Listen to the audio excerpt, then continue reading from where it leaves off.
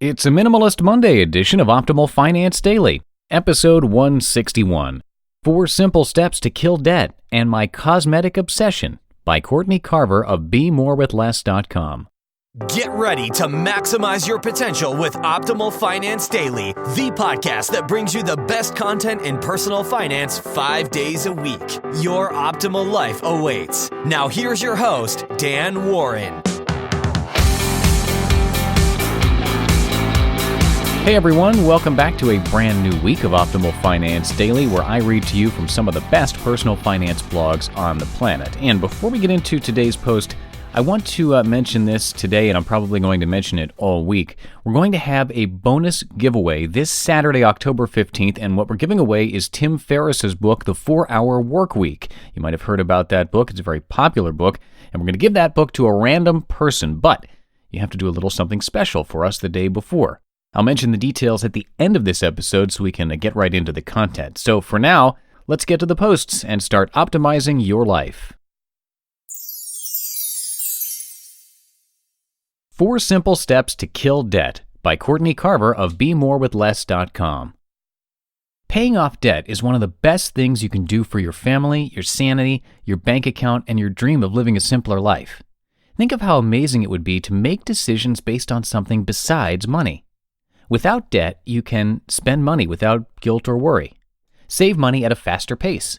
Give money away to people and causes you care about. Do work that you love instead of work that pays the bills. If you've had enough of bill collectors, full mailboxes, ridiculous interest payments, and living paycheck to paycheck, take the first step and pay your smallest debt off completely. Let's back up one step. I'm a Dave Ramsey girl, so I have to recommend that you save $1,000 first. That emergency fund will keep you on track during your debt repayment and protect you from emergencies. Applebee's is not an emergency, neither are shoes. 4 Steps to Kill Debt. Honest inventory. Once your $1,000 is safely tucked away, make a list of your debts. Don't include regular monthly bills, just the other stuff. Include old medical bills, car loans, credit cards, student loans, and anything else that you can pay off and be done with. Keep your mortgage separate if you have one. You can go after that later. Think small. Next, organize your list of debt from the smallest amount owed to the largest amount owed. Don't worry about the different interest rates or the most aggressive bill collectors. They'll all be gone soon enough. Attack.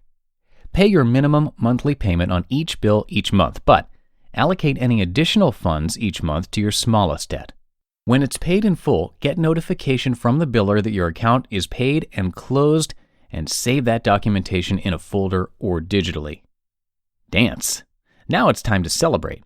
You may have 9 more debts to clear, but you just paid one in full, so do a little dance, and then use your excitement of accomplishment as momentum to start on the next smallest debt. Repeat until you are finished, no matter how long it takes. If you are determined and intense about your plan to be debt-free, you won't be dining out much or shopping while you are paying down debt, and that's okay. Your consumption habits will change as a result, which will help you from incurring this debt ever again. Read motivational books and blogs while you are paying down debt to stick to your commitment. Some examples include The Total Money Makeover, a proven plan for financial fitness. Your Money or Your Life, 9 Steps to Transforming Your Relationship with Money and Achieving Financial Independence, revised and updated for the 21st century. And Wake Up, Break Free from Advertising Influences. When people ask me how I quit my job and started my own business, the first thing I tell them is that I paid off my debt. It was the most important step. My Cosmetic Obsession by Courtney Carver of BeMoreWithLess.com. If you read my guest post on NoMeatAthlete.com, you already know that I'm addicted to cheese, but you may not have known that I also have a problem with high-end cosmetics. Because I promised you honesty, I'm about to put it all out there. Prepare yourself for some shocking images and price tags. This post is not for the faint of heart. Here it is, my biggest confession, admission, and scream for help. When we had our yard sale recently, I was dumbfounded about all the money I had spent over the years. I had bought things that meant nothing to me now. I wondered what my garage sale inventory to savings account ratio really meant. Then I started to think about the other places my money was hiding. It was in a beautiful dining room set that is rarely used, a couple of cars, all-inclusive vacations, computer equipment, and my makeup drawer. Names like Ralph Lauren, Manolo Blahnik, and Dolce & Gabbana don't really do it for me, but whisper brands like Bobbi Brown, Laura Mercier, and Giorgio Armani Cosmetics, and I melt. I get lost in department store cosmetics sections.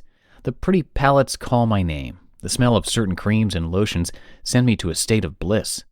When my sister visits with her makeup addiction, I spend hundreds on shadows, sticks, and scented goodies. Ladies, tell me that I'm not alone here. Tell me that you have used the rationalization that if you spend $60 on the perfect foundation, it's less than 16 cents per day for 1 year. If you've done that or get butterflies in your stomach when Bobbi Brown releases new seasonal palettes, you need to join my 3-step program. Men, please share this with your wives. You may not even know they have a problem. Step 1. Admit you have a problem. Hi, my name is Courtney, and I'm a pretty palette addict. Step 2. Assess the value and show off your inventory. Really understanding how much money is in your makeup drawer is a lesson you will never forget. Here are my before and after, the unclutter images. This process was painful but necessary. Lotions and creams, approximate value $290. Hair and nails, approximate value $105. Brushes, approximate value $450. Foundations and primers, approximate value $525. Eyeshadows and liners, approximate value $700. Lips and cheeks, approximate value $675. Grand total $2,745. Step 3. Commit to no purchases from Nordstrom cosmetic counters or your favorite department store, or Sephora, or any website that leads you into temptation for 3 months, and then you may purchase an item. You must stick with the one-in, one-out program. If you buy a lipstick, another one goes in the trash. Once you go through your makeup and toss what you don't use or love, your inventory should never increase. Maybe we share this addiction, but maybe your makeup drawer is a cabinet full of video games or a shed full of very expensive tools that you don't use. Perhaps you have several very expensive cooking pans, many of which serve the same purpose. It's time to come clean. Where is your money hiding? You just listened to the posts titled 4 Simple Steps to Kill Debt and My Cosmetic Obsession by Courtney Carver of BeMoreWithLess.com.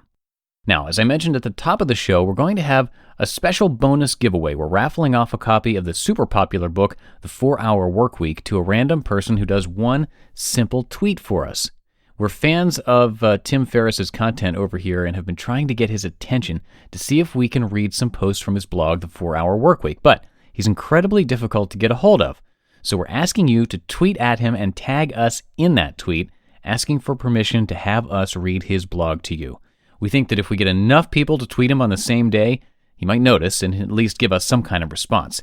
It'll happen this Friday afternoon or evening Pacific time, and all the instructions are going to be sent out via email. And again, we'll be giving away his super popular book, and this is Tim Ferriss, The 4-Hour Workweek, to a random person that participates. So, to get all the instructions on Friday, make sure you signed up for our weekly newsletter before then at oldpodcast.com, or for a faster way to join, you can text the word financial to the number 44222. It would be great if everybody listening to my voice right now could participate, because all we're trying to do is get any kind of acknowledgement from Tim Ferriss about our request.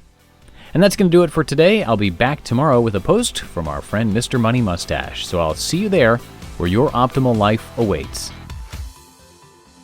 Hello, Life Optimizer. This is Justin Malik, creator and producer of this podcast, but also Optimal Living Daily, the show where I read to you from even more blogs covering finance, productivity, minimalism, personal development, and more, from incredible bloggers like Derek Sivers, Zen Habits, Mark and Angel, The Minimalists, and all the ones you hear on this show too.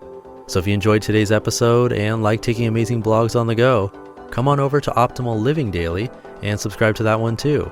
And together, we'll start optimizing your life. You've been listening to Optimal Finance Daily. Be sure to hit the subscribe button to stay up to date on each new episode, and head to oldpodcast.com, that's OLDpodcast.com, for a free gift as well as more actionable tips and resources to help you maximize your potential. Thanks for joining us, and remember, your optimal life awaits.